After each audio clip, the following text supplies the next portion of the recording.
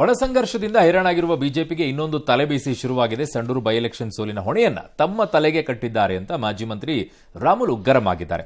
ಶಾಸಕ ಜನಾರ್ದನ್ ರೆಡ್ಡಿ ಪರಾಜಿತ ಅಭ್ಯರ್ಥಿ ಬಂಗಾರು ಹನುಮಂತು ನೀಡಿದ ದೂರನ್ನ ಆಧರಿಸಿ ನಿನ್ನೆಯ ಕೋರ್ ಕಮಿಟಿ ಸಭೆಯಲ್ಲಿ ರಾಮುಲುರನ್ನ ಉಸ್ತುವಾರಿ ತರಾಟೆಗೆ ತಗೊಂಡಿದ್ರು. ನೀವು ಬೈ ಎಲೆಕ್ಷನ್ ನಲ್ಲಿ ಪಕ್ಷದ ಅಭ್ಯರ್ಥಿಯ ಪರ ಸರಿಯಾಗಿ ಕೆಲಸ ಮಾಡಿಲ್ಲ ಅನ್ನೋ ದೂರು ಬಂದಿದೆ, ಇದಕ್ಕೆ ಉತ್ತರ ಕೊಡಿ ಅಂತ ಕೇಳಿದ್ದಾರೆ. ಇದರಿಂದ ರಾಮುಲು ಅವರು ಬೇಸರಗೊಂಡು ನಾನು ಕೆಲಸ ಮಾಡಿದ್ದೀನಿ, ಸುಖ ಸುಮ್ಮನೆ ದೂರು ಕೊಟ್ಟಿದ್ದಾರೆ, ಇದು ಸರಿಯಲ್ಲ, ಪ್ರಾಮಾಣಿಕರಿಗೆ ಇಲ್ಲಿ ಬೆಲೆ ಇಲ್ಲ ಅಂತ ನೇರವಾಗಿ ಅಸಮಾಧಾನವನ್ನು ವ್ಯಕ್ತಪಡಿಸಿದ್ದಾರೆ. ಸಭೆ ಬಳಿಕ ಮಾಧ್ಯಮಗಳ ಜೊತೆಗೆ ಮಾತಾಡೋಕೇನೋ ರಾಮುಲು ಅವರು ಮುಂದಾದ್ರಂತೆ. ಆಗ ವಿಜೇಂದ್ರ ಅವರು ಸಿಟಿ ರವಿ ಅವರನ್ನು ತಡೆದಿದ್ದಾರೆ, ಪಕ್ಕಕ್ಕೆ ಕರ್ಕೊಂಡು ಹೋಗ್ಬಿಟ್ಟು ಸಮಾಧಾನ ಎಲ್ಲ ಮಾಡಿದ್ದಾರೆ. ಆಮೇಲೆ ಅಲ್ಲಿಂದ ಸೈಲೆಂಟ್ ಆಗಿ ರಾಮುಲು ಅವರು ಹೋಗಿದ್ದಾರೆ. ಇವತ್ತು ಪಬ್ಲಿಕ್ ಟಿವಿ ಜೊತೆಗೆ ಮಾತನಾಡಿದರು ರಾಮುಲು ಅವರು. ಕೋರ್ ಕಮಿಟಿ ಸಭೆಯಲ್ಲಿ ಸಂಡೂರು ಸೋಲಿನ ಬಗ್ಗೆ ನನ್ನನ್ನು ದೂಷಿಸಲಾಯಿತು ಅಂತ ಹೇಳಿದ್ದಾರೆ. ರೆಡ್ಡಿ ಮಾತು ಕೇಳಿಕೊಂಡು ಉಸ್ತುವಾರಿಗಳು ಹೀಗೆ ಮಾತಾಡಿದ್ರು. ನನ್ನ ನೆರವಿಗೆ ವಿಜೇಂದ್ರ ಅವರು ಸಹ ಬರಲಿಲ್ಲ, ತುಂಬಾ ಬೇಸರ ಆಯ್ತು ನನಗೆ. ಅವಕಾಶ ಕೊಟ್ಟರೆ ಮೋದಿ ಹೈಕಮಾಂಡ್ ದೂರು ಕೊಡ್ತೀನಿ ಅಂತ, ಪಕ್ಷ ಬಿಡೋದಾದ್ರೆ ಎಲ್ಲವನ್ನು ತಿಳಿಸಿನೇ ಪಕ್ಷ ಬಿಡ್ತೀನಿ ಅಂತ ಹೇಳಿದ್ದಾರೆ. ಈ ಮಧ್ಯೆ ಮುಂದಿನ ಚುನಾವಣೆಯಲ್ಲಿ ಕೂಡ್ಲಿಗಿಯಿಂದ ಸ್ಪರ್ಧೆ ಮಾಡೋಕೆ ರಾಮುಲು ಅವರು ಈಗಲಿಂದ ತಯಾರಿ ಮಾಡ್ತಾ ಇದ್ದಾರಂತೆ. ಆದರೆ ಇದಕ್ಕೆ ಸ್ವಪಕ್ಷೀಯರಿಂದಲೇ ವಿರೋಧ ವ್ಯಕ್ತವಾಗ್ತಾ ಇದೆ ಅಂತೆ. ಇನ್ನೊಂದು ಕಡೆಗೆ ಜನಾರ್ದನ್ ರೆಡ್ಡಿ ಆಪ್ತ ಬಂಗಾರು ಹನುಮಂತು ನೇತೃತ್ವದಲ್ಲಿ ಸಭೆ ಕೂಡ ನಡೆದಿದೆ. ಇದು ರಾಮುಲು ಅವರ ಅಸಮಾಧಾನ ಇನ್ನಷ್ಟು ಹೆಚ್ಚಿಸಿದೆ. ಜನಾರ್ದನ್ ರೆಡ್ಡಿ ಅವರು ಹೇಳಿದ್ಕೋಸ್ಕರವಾಗಿ ಅವರು ಮಾತಾಡ್ತಿರ್ಬೋದು, ನನಗೆ ಗೊತ್ತಿದೆ. ಆದ್ರೆ ಜನಾರ್ದನ್ ರೆಡ್ಡಿ ಅವರು ಕೂಡ ಹೇಳಿದಂತ ಟೈಮಲ್ಲಿ ಈ ರೀತಿ ನನ್ನ ಬಗ್ಗೆ ಆರೋಪಣೆ ಮಾಡಂತ ಟೈಮಲ್ಲಿ ಅವ್ರು ನನ್ನ ಬಗ್ಗೆ ತಿಳ್ಕೊಬೇಕಾಯ್ತು. ತಿಳ್ಕೊಳ್ಳಾರ್ದಂತ ಆರೋಪಣೆ ಮಾಡ್ತಾ ಇದಾರೆ ಅಂದ್ರೆ ಈ ರೀತಿ ಆರೋಪಣೆ ಓಡಿಸಂತ ಟೈಮಲ್ಲಿ ಇದು ವಿಜೇಂದ್ರ ಅವರೇ, ನೀವು ರಾಜ್ಯಾಧ್ಯಕ್ಷ, ನಾನು ರಕ್ಷಣೆ ಮಾಡ್ಬೇಕಾಯ್ತು, ನೀವ್ ಮಾಡಿಲ್ಲ ಅಂತ ಹೇಳಿದ್ರೆ ನಿಮ್ ಮನಸ್ಸಲ್ಲಿ ಕೂಡ ಎಲ್ಲೊಂದು ಕಡೆ ನನ್ನ ಬಗ್ಗೆ ಅಸಮಾಧಾನ ಸರಿಯಲ್ಲ, ನೆನ್ಪಿಡ್ಕೊಳ್ರಿ. ಎಲ್ಲಾ ಉದ್ದೇಶವನ್ನು ಎಲ್ಲಾ ವಿಚಾರಗಳನ್ನು ಹೈಕಮಾಂಡ್ ಪ್ರಮುಖರು ಕೂಡ ನಾನು ಡೆಲ್ಲಿಗೆ ಹೋದಂತ ಟೈಮಲ್ಲಿ ಕೂಡ ರಾಷ್ಟ್ರೀಯ ಅಧ್ಯಕ್ಷ ಅಂತ ನಡ್ಡಾ ಅವರಿಗೆ ಹೇಳಿ ಬರ್ತೀನಿ ಸರ್, ನಮ್ಮ ಉಸ್ತುವಾರಿಗಳಿಗೆ ಹಿಂಗ ನಡ್ಕೊಂಡಿದ್ದಾರೆ ಅಂತ ಹೇಳಿ. ಸಂತೋಷ್ ಅವರು ಕೂಡ ಹೇಳ್ತೀನಿ ಸರ್ ನಾನು. ಮತ್ತೆ ನಂತರ ಅಮಿತ್ ಶಾ ಅವರಿಗೆ ಪ್ರೈಮ್ ಮಿನಿಸ್ಟರ್ ಅಪಾಯಿಂಟ್ಮೆಂಟ್ ಕೊಟ್ಟರೆ ಪ್ರೈಮ್ ಮಿನಿಸ್ಟರ್ ಕೂಡ ಹೇಳಿ ಬರ್ತೀನಿ ಸರ್. ನಾನು ತಿಳ್ಕೊಳ್ಳಾರ್ದಂತ ಆರೋಪಣೆ ಮಾಡ್ತಾ ಇದಾರೆ ಅಂದ್ರೆ ಇದು ಸಹಜ, ತಪ್ಪು ಅನ್ನಂತ ಮಾಹಿತಿಯನ್ನು ಕೂಡ ಹೇಳಿದಂತ ಟೈಮಲ್ಲಿ ಅವರು ಏನೋ ಹೇಳ್ತಾರೆ. ಹಂಗಂದ್ರೆ ಬ್ಯಾಡ ಬಿಡಿ ಸರ್, ನನ್ಗೆ ಪಾರ್ಟಿಗೆ ಇಷ್ಟ ಇಲ್ಲ ಅಂದ್ರೆ ಹೇಳ್ರಿ, ನಾನ್ ಬಿಟ್ಟು ಹೋಗಂಗಿದ್ರೆ ಬಿಟ್ಟು ಹೋಗ್ತೇನೆ, ನಾನು ಯಾಕೆ ವಜ್ಜೆ ಆದ್ಮೇಲೆ ಹಾಕಿರ್ಬೇಕು ಅಂತ ಹೇಳ್ರಿ. ನಾನಂತೂ ಅವತ್ತೇನು ಹೋರಾಟ ಮಾಡ್ತಿರೋದು ಯಾರೇ ಬರ್ಲಿ ಲೋಕಲ್ ಕೊಡ್ಬೇಕಂತ ನನಗೆ ಆ ಮಾತು ಈಗಲೂ ನನ್ ಬಂದ. ಈಗ ನಾವು ಅಧಿಕಾರ ಇದುವರೆಗೆ ಅನುಭವಿಸಿಲ್ಲ, ಅವ್ರು ನಾಲ್ಕು ಬಾರಿ ಅನುಭವಿಸ್ಯಾರ, ಮಿನಿಸ್ಟರ್ಗಳು. ಅವರು ST ಮತ್ತೆ ಜನರಲ್ ಅಂತ ಅವ್ರ ಸೆಲೆ ಬಂದು ಬರಬಾರ್ದು ಇಲ್ಲಿ ಈಜಿರ್ತಕ್ಕಂಥ ಕ್ಷೇತ್ರ. ಯಾಕಂದ್ರೆ ಮಾಡ್ಕೊಂಬರ್ ಕೂಡ್ಲಿಗೆ ಹೋಗ್ತೀನಿ ಅಂತ ನಾನು ಇಲ್ಲ, ನೀನು ಕೂಡ್ಲಿಗೆ ಅಲ್ಲಿ ನಾನು ಶಾಂತ ನಿಲ್ಸ್ಬೇಕಂತ ಇದ್ದೀನಿ, ನೀನು ಕೂಡ್ಲಿಗೆ ಹೋಗ್ಬಿಡ. ಸರ್, ಉಸ್ತುವಾರಿಗಳಿಗೆ ಒಬ್ರು ಹೇಳಿದ ಕೂಡಲೇ ರಿಯಾಕ್ಟ್ ಮಾಡ್ಬಿಡ್ತಾರೆ, ಅವ್ರಿಗೂ ಒಂದು ಬೇಸಿಕ್ ಇನ್ಫಾರ್ಮೇಶನ್. ಇದು ಮಾಡಿದ್ದುಣ್ಣೋ ಮಹಾರಾಯ. ಆಯಾಯ ಕಾಲದಲ್ಲಿ ಭಾರತೀಯ ಜನತಾ ಪಕ್ಷದ ಘನತೆವೆತ್ತ ನಾಯಕರುಗಳು ದಿಲ್ಲಿನಲ್ಲಿ ಕೂತಿರೋರು, ಇಲ್ಲಿಂದ ದಿಲ್ಲಿಗೆ ಹೋಗಿರೋರು, ಅಥವಾ ದಿಲ್ಲಿಯಿಂದ ಇಲ್ಲಿ ಬುಡಬುಡಕ್ಕೆ ಬುಗುರಿ ಆಡಿಸಿರೋರು ಎಲ್ಲರೂ ಅವ್ರವ್ರಿಗೆ ಬೇಕಾದವ್ರನ್ನ ಎತ್ಕಟ್ಟಿ ಗುಂಪುಗಳನ್ನು ಸೃಷ್ಟಿ ಮಾಡ್ಕೊಂಡ್ಬಿಟ್ಟಿದ್ದಾರೆ. ಇವ್ರ ಸಪೋರ್ಟರ್ಸು, ಇವ್ರ ಗ್ರೂಪು ಅಂತ ಈಗೆಲ್ಲ ಅನುಭವಿಸ್ಬೇಕೀಗ. ಒಂದು ಬೈ ಎಲೆಕ್ಷನ್ನಲ್ಲಿ ಒಬ್ಬ ಎಕ್ಸ್ ಪಾರ್ಟಿ ಮಾತ್ರ ರೆಸ್ಪಾನ್ಸಿಬಲ್ ಆಗಲ್ಲ ಸೋಲ್ಗೆ. ಬೈ ಎಲೆಕ್ಷನ್ನಲ್ಲಿ ಈಗ ಈ ಯಾವುದೋ ಈ ಕೂಡ್ಲಿಗಿ ಸಂಡೂರು ಕೇಸಲ್ಲಿ ರಾಮುಲು ಎಷ್ಟು ಪಾರ್ಟಿ ಇರಬಹುದು ಅಷ್ಟೇ ಜನಾರ್ದನ್ ರೆಡ್ಡಿನೂ ಇರಬೇಕಾಗತ್ತೆ, ಕ್ಯಾಂಡಿಡೇಟು ಇರಬೇಕು. ಮತ್ತು ಅಲ್ಲೇ ಟಿಕಾಣಿ ಹೊಡ್ಕೊಂಡು ಕೂತಿದ್ದಂತಹ ಉಸ್ತುವಾರಿನೋ ಅಥವಾ ವಿಜಯೇಂದ್ರನೇ ಕೂತಿದ್ದು ಹೋಗಿ 4 ದಿನನೋ 3 ದಿನನೋ ಅವರು ಜವಾಬ್ದಾರಿ ಹಂಗಾರೆ.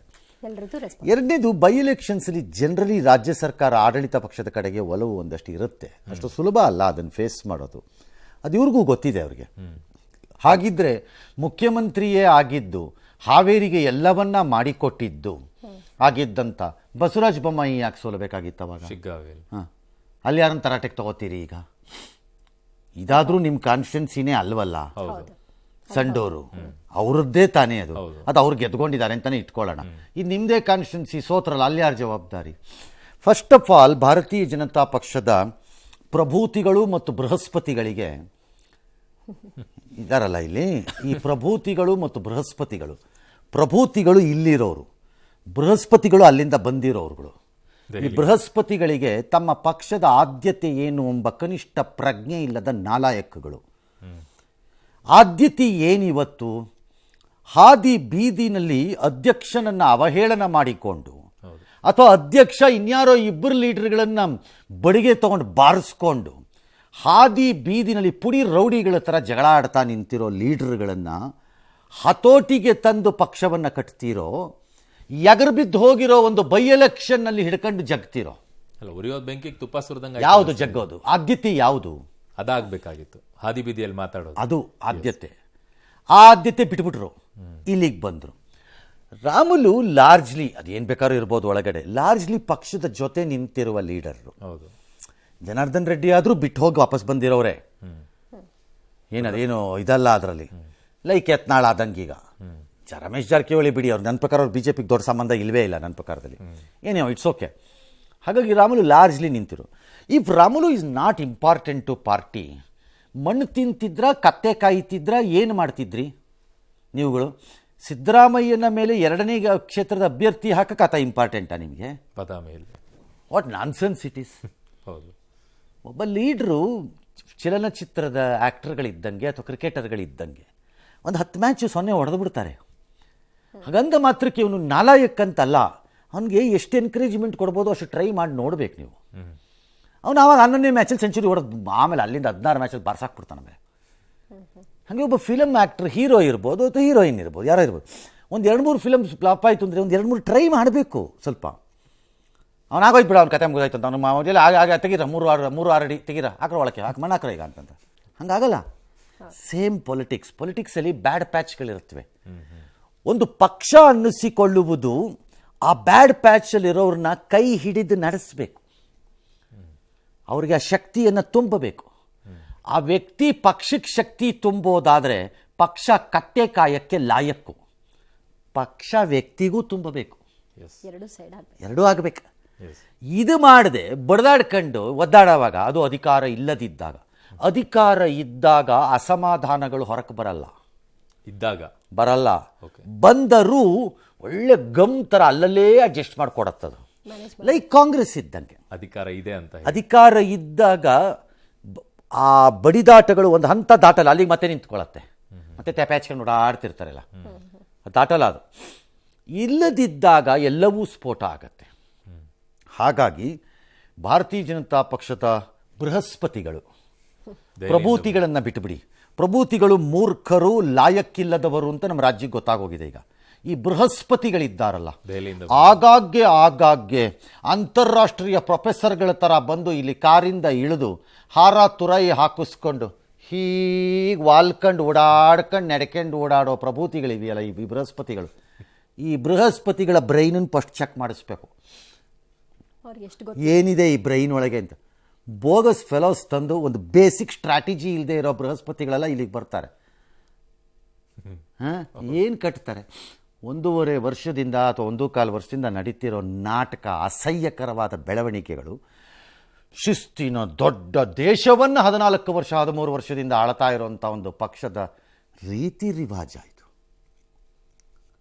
ರೀತಿ ರಿವಾಜ ಇದಾ ರೀತಿ. ಹಾಗಾಗಿ ಭಾರತೀಯ ಜನತಾ ಪಕ್ಷಕ್ಕೆ ಒಂದು ಶಾಪ ಇರಬಹುದು. ಶಾಪನ? ಹಾಂ, ಯಾವುದು ಸರ್? ದಕ್ಷಿಣ ಭಾರತದಲ್ಲಿ ನಿಮ್ಮ ಹೆಸರು ಇರಬಾರದು. ಅದಕ್ಕೆ ಅವರೇ ಡಿಸೈಡ್ ಮಾಡ್ಕೊಂಡು ಇರಬಾರದು ಅಲ್ಲ, ಅದಕ್ಕೆ ಅವರೇ ಡಿಸೈಡ್ ಮಾಡ್ಕೊಳ್ತಾರೆ ಮೋಸ್ಟ್ಲಿ. ಬಟ್ ರಾಮುಲು ಅವರು ಪಕ್ಷ ಬಿಡ್ತೀನಿ ಅಂತಿದಾರಲ್ಲ ಸರ್, ಪಕ್ಷ ಆ ಥರ ಯೋಚನೆ ಬಂದ್ರೆ ಬಿಜೆಪಿಗೆ ಯಾವ ರೀತಿ ಡ್ಯಾಮೇಜ್? ರಾಮುಲುಗೆ ಪಕ್ಷ ಡ್ಯಾಮೇಜ್ ಅನ್ನು ಎಲ್ಲ ಪಕ್ಷಗಳು ಅರಗಿಸ್ಕೊಂಡ್ಬಿಡುತ್ತವೆ ರೀ. ಸಂಸ್ಥೆಗಳು ದೊಡ್ಡದಾದಾಗ ಮತ್ತು ಪಕ್ಷಗಳಿದ್ದಾಗ ಓವರ್ ಎ ಪೀರಿಯಡ್ ಆಫ್ ಟೈಮಲ್ಲಿ ಎಲ್ಲರನ್ನೂ ಅರಗಿಸ್ಕೊಂಡ್ಬಿಡ್ತಾರೆ. ಕೆಲವು ಸರಿ ರಾಜಕಾರಣದಲ್ಲಿ ಈ ಪುಡಿ ರೌಡಿಗಳ ಟೈಪು ಹವಾ ಕೊಟ್ಕೊಂಡೇ ಇರಬೇಕು. ಓಕೆ, ಹಾಗೆ ಸುಮ್ಮನೆ ಗುಡ್ಡಿ ಬಿಚ್ಕೊಂಡು ಹವಾ ಕೊಡ್ತಾ ಇರಬೇಕು. ಏಯ್ ಲೀಡ್ರು, ಏಯ್ ಲೀಡ್ರು ಲೀಡ್ರು ಲೀಡ್ರು ಲೀಡ್ರು. ಒಂದು ಸರಿ ನೀವು ದೊಡ್ಡದಾಗಿ ನಾವು ಮಾಡ್ಬಿಡ್ತೀನಿ, ನಾನು ದೊಡ್ಡ ಲೀಡ್ರು ಅಂದ್ಕೊಂಡು ಹೋಗ್ಬಿಟ್ಟು ಎಕ್ಸ್ಪೋಸ್ ಆಗಿಬಿಟ್ರೆ ಆಮೇಲೆ ಯಾರು ನಿಮ್ಮನ್ನು ಕೇಳಲ್ಲ. ಪುಡಿ ರೌಡಿ ಇದ್ದಂಗೆ ಪಟಾಕಿ ಆಗ್ಬಿಟ್ಟು ಅವನು ಏಯ್ ಅಂತ ಓಡಾಡ್ತಿರ್ಬೇಕು. ಸುಮ್ಮನೆ ಜನ ಸುಮ್ಮನೆಪ್ಪ ರೌಡಿ ಅವ್ನು ಸುಮ್ಮನೆರಪ್ಪ ಅಂತ ಇರ್ತಾರೆ. ಒಂದ್ಸಲ ನೀನು ಪೋಸ್ ಕೊಡೋಕೆ ಒಂದು 2 ಬಿಟ್ಬಿಡ್ತಾರೆ ರೋಡಲ್ಲಿರೋ ಜನ ಎಲ್ಲ ಸೇರಿ. ಅಲ್ಲಿಗೆ ಮುಗಿದಾಯ್ತು ಒಂದು ಕೇಸ್. ಆಮೇಲೆ ಅವ್ನು ಗುಂಡಿ ಬಿಚ್ಕೊಂಬಂದ್ರು ಅಷ್ಟೇ, ಶಾರ್ಟ್ ಬಿಚ್ಕೊಂಬಂದ್ರು ಅಷ್ಟೇ, ಕೊಡ್ರ 2 ಅಂತಾರೆ ಅವನಿಗೆ. ಹಾಗೆ ರಾಜಕಾರಣದಲ್ಲೂ ಕೆಲವು ಸರಿ ಹವಾ ಬಿಟ್ಕೊಂಡು ಓಡಾಡೋದೇ ಬೆಟ್ರು. ಭಾಳ ಲೀಡ್ರುಗಳು ಹವಾ ಲೀಡ್ರುಗಳೇ. ಹೆಸರು ಹೇಳೋದು ಬೇಡ ಇವತ್ತು ನಾನು, ಎಲ್ಲ ಬರೀ ಹವಾ ಕೊಡೋ ಲೀಡ್ರುಗಳೇ. 3-4 ಓಟನ್ನು ತರಕ್ಕೆ ತಾಕತ್ತಿಲ್ಲದೆ ಇದ್ದವನು, ಪಕ್ಕದ ಕಾನ್ಸ್ಟಿಟ್ಯೂಯೆನ್ಸಿಲಿ 15 ಓಟನ್ನು ಹಾಕ್ಸೋಕ್ಕೆ ಶಕ್ತಿ ತಾಕತ್ತಿಲ್ಲದೆ ಇದ್ದವನು, ಪಕ್ಷವನ್ನು ಕಟ್ಟಿದ್ದು ಹೀಗೆ ನಾನು ಅಂತ ಹೇಳಿಕೊಂಡು ಓಡಾಡೋಕ್ಕೆ ಒಂದೇ ಒಂದು ಎಕ್ಸಾಂಪಲ್ ಉದಾಹರಣೆ ಇಲ್ಲದಿದ್ದವನು. ಎಲ್ಲ ಪಕ್ಷಕ್ಕೂ ಸೇರಿಸಿ ಹೇಳ್ತಾ ಇದ್ದೀನಿ ಇದನ್ನು. ಅವರು ಬೆಂಗಳೂರು ಕಡೆಗೆ ಹಿಂಗೆ ಬಂದುಬಿಟ್ಟ ತಕ್ಷಣ ಅಂತಾರಾಷ್ಟ್ರೀಯ ನಾಯಕರು ಡೊನಾಲ್ಡ್ ಟ್ರಂಪ್ ಅಸಿಸ್ಟೆಂಟ್ ಆಗ್ಬಿಡ್ತಾರೆ ಇಲ್ಲಿ. ಹಾಗಾಗಿ ಕೆಲವು ಲೀಡ್ರುಗಳು ಬಾಯಿ ಮುಚ್ಕೊಂಡು ನಿಮಗಿರೋ ಶಕ್ತಿನ ಅರ್ಥ ಮಾಡಿಕೊಂಡು ಹವಾ ಕೊಟ್ಕೊಂಡು ಇರಿ, ಮರ್ಯಾದೆನಾದರೂ ಇರುತ್ತೆ. ದೊಡ್ಡ ಲೀಡ್ರು ಅಂತ ಡಯಾಸ್ ಎಲ್ಲರೂ ಕೂರಿಸ್ಕೊತಾರೆ, ಸುಮ್ಮನೆ ಬುರ್ಡೆ ಬಿಡಬೇಡಿ. ಬಟ್ ಈ ಜನಾರ್ದನ್ ರೆಡ್ಡಿ ಮತ್ತೆ ರಾಮುಲು ಅವರದ್ದು ಗೆಳೆತನ ಒಂದು ರೀತಿಯಾಗಿದ್ದು, ಈಗ ಬಳ್ಳಾರಿ ವಿಚಾರದಲ್ಲಿ ರಾಜಕಾರಣದಲ್ಲಿ ಯಾರಿಗೂ ಗೆಳೆಯರಲ್ಲ. ಈ ಗೆಳೆತನ ಹದಗೆಡುವುದಕ್ಕೆ ಪ್ರಾರಂಭ ಆಗಿ ಬಹಳ ವರ್ಷ ಆಗಿದೆ. ಇದೇ ನಿನ್ನೆ ಮೊನ್ನೆ ಆಗ್ತಾ ಇರೋದಲ್ಲ ಇವೆಲ್ಲ. ಈ ಸಂಡೂರಲ್ಲಿ ಎಲೆಕ್ಷನ್ ಅದು ಇವಾಗ ಇನ್ನೊಂದು ಹಂತವನ್ನ ತಲುಪಿರಬೇಕು. ಆ ತೀರ್ಮಾನನ ಅವ್ರ ಪಕ್ಷ ತಗೋಬೇಕು. ಬಿಜೆಪಿ ಗದ್ದಲ ಇಷ್ಟಕ್ಕೆ ಮುಗಿಯಲ್ಲ. ರಾಜ್ಯ ಬಿಜೆಪಿ ಕೋರ್ ಕಮಿಟಿ ಸಭೆಯಲ್ಲಿ ಕೆಲ ಸದಸ್ಯರಿಂದ ವಿಜಯೇಂದ್ರ ಕಾರ್ಯವೈಖರಿ ತೀವ್ರ ಆಕ್ಷೇಪವನ್ನ ವ್ಯಕ್ತಪಡಿಸಿದ್ದಾರೆ. ಅವರ ಕಾರ್ಯವೈಖರಿ ಬಗ್ಗೆ ಉಸ್ತುವಾರಿ ರಾಧಾಮೋಹನ್ ದಾಸ್ ವಿರುದ್ಧವೇ ಮಾಜಿ ಮುಖ್ಯಮಂತ್ರಿಗಳಾದ ಬಸವರಾಜ ಬೊಮ್ಮಾಯಿ, ಸದಾನಂದಗೌಡ ಮತ್ತು ಎಂಎಲ್ಸಿ ಸಿಟಿ ರವಿ ಗರಂ ಆಗಿದ್ದಾರೆ. ಪರಿಸ್ಥಿತಿ ಕೈಮೀರಿದ ಮೇಲೆ ನೀವೀಗ ಬಂದ್ರೆ ಸರಿ ಮಾಡೋಕ್ಕಾಗತ್ತಾ? ಅಪರೂಪಕ್ಕೆ ಬಂದು ಏನ್ ಸರಿ ಮಾಡ್ತೀರಿ ಅಂತ ಬೊಮ್ಮಾಯಿ ಕೇಳಿದ್ದಾರೆ. ಪಕ್ಷದಲ್ಲಿ ತಳಮಟ್ಟದಿಂದ ಎಲ್ಲವನ್ನ ಸರಿ ಮಾಡಬೇಕು ಅಂತ ಡಿವಿ ಸದಾನಂದಗೌಡ ಪ್ರತಿಪಾದಿಸಿದ್ದಾರೆ. ಇನ್ನು ಪದೇ ಪದೇ ವಿಜಯೇಂದ್ರ ಬಗ್ಗೆ ಮಾತನಾಡ್ತೀರಾ? ವಿಜಯೇಂದ್ರ ಕಂಡ್ರೆ ನಿಮ್ಗಾಗಲ್ಲ, ಹುದ್ದೆ ಸಿಕ್ಕಿಲ್ಲ ಅಂತ ಹೇಳಿ ಪದೇ ಪದೇ ಹಾಗೆಲ್ಲ ಮಾತನಾಡೋದು ಸರಿನಾ ಅಂತ ಸಿಟಿ ರವಿ ಅವರನ್ನ ರಾಧಾಮೋಹನ್ ದಾಸ್ ಅವರು ಕೇಳಿದ್ದಾರಂತೆ. ಇದಕ್ಕೆ ಸಿಟಿ ರವಿ ಅವರು ಸಿಟ್ಟಾಗಿ, ನಾನು ಪಕ್ಷದ ರಾಷ್ಟ್ರೀಯ ಪ್ರಧಾನ ಕಾರ್ಯದರ್ಶಿಯಾಗಿದ್ದವನು, ನನ್ನ ಬಗ್ಗೆ ಈ ರೀತಿ ಮಾತನಾಡೋದು ಸರಿ ಅಲ್ಲ ಅಂತ ಆಕ್ಷೇಪವನ್ನು ವ್ಯಕ್ತಪಡಿಸಿದ್ದಾರೆ. ಈ ಮಧ್ಯೆ ಬಿಜೆಪಿ ತಟಸ್ಥ ಬಣ ಡಿನ್ನರ್ ಪಾಲಿಟಿಕ್ಸ್ ನಡೆಸಿದೆ. ಸದಾನಂದಗೌಡ ನಿವಾಸದಲ್ಲಿ ಬೊಮ್ಮಾಯಿ, ಅಶೋಕ್, ಅಶ್ವಥ್ ನಾರಾಯಣ್, ಸಿಟಿ ರವಿ ಸೇರಿದಂತೆ ಹಲವರು ಮಹತ್ವದ ಸಭೆ ನಡೆಸಿ ಕುತೂಹಲ ಮೂಡಿಸಿದ್ದಾರೆ. ಇನ್ನು ವಿಜಯೇಂದ್ರ ಮತ್ತು ರೆಬಲ್ಸ್ ಬಣಗಳ ನಡುವೆ ಟಾಕ್ ವಾರ್ ನಿಲ್ತಿಲ್ಲ. ತಮ್ಮ ಹೆಸರೇಳಕ್ಕೂ ಅಸಹ್ಯ ಅಂದ ಬಿಪಿ ಹರೀಶ್ ವಿರುದ್ಧ ರೇಣುಕಾಚಾರ್ಯ ಅವರು ವಾಗ್ದಾಳಿ ನಡೆಸಿದ್ರು. ನನ್ನ ಬಗ್ಗೆ ಮಾತನಾಡಿದ್ರೆ ಹುಷಾರ್ ಅಂತ ಎಚ್ಚರಿಸಿದ್ರು. ನಿನಗಿಂತೂ ಜಾಸ್ತಿ ಭಾಷೆ ಬಳಸಕ್ ಬರುತ್ತೆ, ಇನ್ನು ಮುಂದೆ ನನ್ನ ಭಾಷೆಯಲ್ಲಿ ಉತ್ತರ ಕೊಡ್ತೀನಿ. ಹಣಕ್ಕೋಸ್ಕರ ಇವರೆಲ್ಲ ತಮ್ಮಂತ ಮಾರಾಟ ಮಾಡ್ಕೊಂಡ ವ್ಯಕ್ತಿ ನನ್ನ ಬಗ್ಗೆ ಆಗಿರುವ ಮಾತಾಡಕ್ಕೆ ಸಹಿಸಲ್ಲ.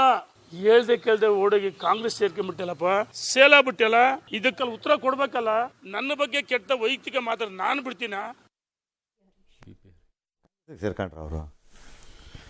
ಹಾ, ಓಕೆ. ವಿಜಯೇಂದ್ರ ವಿರುದ್ಧವಾಗಿ ಒಂದು ಬಣ ದಿನ ದಿನ ಜಾಸ್ತಿ. ನನ್ನ ಪಾಯಿಂಟ್, ವಿಜಯೇಂದ್ರನೋ ಇನ್ಯಾರೋ ಮುರುಘರಾಜೇಂದ್ರ ಯಾರೋ ಒಬ್ರು, ಅವ್ರು ಯಾರು ಹಾಕೊಂಡು ಹೋಗ್ಲಿ, ನನಗೇನಾಗಬೇಕು?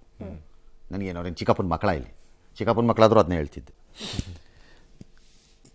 ಈ ವಿಜಯೇಂದ್ರ ಎಂಬ ವ್ಯಕ್ತಿಯನ್ನು ಅಧ್ಯಕ್ಷನಾಗಿ ಆಯ್ಕೆ ಮಾಡಿ ಪಕ್ಷವನ್ನು ಕಟ್ಟಬಹುದು ಎಂಬ ವಿಶ್ವಾಸದಲ್ಲಿ ಕಳಿಸಿರುವ ವ್ಯಕ್ತಿಗಳು ಯಾರು? ದೆಹಲಿಯಲ್ಲಿ ಯಾರು? 3 ಜನ. ಅಮಿತ್ ಶಾ, ನಡ್ಡಾ, ಮೋದಿ. ಈ ರಾಧಾಮೋಹನ ದಾಸ್ ಎಂಬ ಬೃಹಸ್ಪತಿ, ಈ ಬೃಹಸ್ಪತಿ ಇದನ್ನೇ ಬೃಹಸ್ಪತಿಗೆ ಹೇಳಿದ್ ನಾನು. ಬೃಹಸ್ಪತಿ ಪೋಷಕ ನಟರಂತೆ ಆಗಾಗ್ಗೆ ಬರೋದು ನಡೀತಿರೋದು ಯಾವಾಗ್ಲಿಂದ? ವರ್ಷದಿಂದ ನಡೀತಿದೆ. ಮಾಜಿ ಮುಖ್ಯಮಂತ್ರಿಯಾಗಿ ಸನ್ಮಾನ್ಯ Shri Shri Shri Shri Shri his highness holiness Basavaraj Bommai ಹಿಂಗಂದ್ರೆ PM ಹತ್ರ ಹೋಗ್ಬಿಟ್ಟು ಪಕ್ಕದಲ್ಲಿ ಕುರ್ಚಿ ಹಾಕೊಂಡು ಕೂರ್ತಿದ್ದವರು. ಇನ್ನು ಸನ್ಮಾನ್ಯ ಸಿಟಿ ರವಿ ಅವರು ರಾಷ್ಟ್ರೀಯ ಕಾರ್ಯದರ್ಶಿಯಾಗಿ ಎದೆ ಉಬ್ಬಿಸಿ PM ಪಕ್ಕದಲ್ಲೇ ಓಡಾಡ್ತಿದ್ದವರು. ನೀವಿಬ್ರು ಹೋಗಿದ್ದನ್ನ ಎಲ್ಲಿ ಹೇಳಬೇಕು? ದೆಹಲಿಯಲ್ಲಿ ಹೇಳಬೇಕು. ಈ ಬೃಹಸ್ಪತಿ ರಾಧಾಮೋಹನ ದಾಸ ಮುಂದೆ ಬಂದು ಹೇಳಿದ್ರೆ ಏನ್ ಮಾಡಕ್ಕೆ? ಬಂಡೆ ಮುಂದೆ ನಿಂತ್ಕೊಂಡು ಭರ್ರಂತ ನೀರು ಬಿಟ್ಟಂಗೆ ಆಗತ್ತೆ. ಬಂಡೆ ಅಂದ್ರೆ ನಿಜವಾದ ಬಂಡೆ, ಆ ಬಂಡೆ ಅಲ್ಲ. ಹೌದಾ? ಹೌದು. ಈ ರೀತಿ ಇದ್ದ ಪರಿಸ್ಥಿತಿಯಲ್ಲಿ ನೀವಿಲ್ಲಿ ಪರ್ಚ್ಕೊಂಡು ಈ ಕೋತಿಗಳಿರುತ್ತವಲ್ಲ, ಕೋತಿಗಳಿಗೆ ಟ್ರೂಪ್ ಇರುತ್ತೆ. ಗ್ರೂಪ್ ಅಲ್ಲ, ಟ್ರೂಪ್. ಹಾ, ಅವಕ್ಕೆ ಏರಿಯಾ ಇರುತ್ತೆ.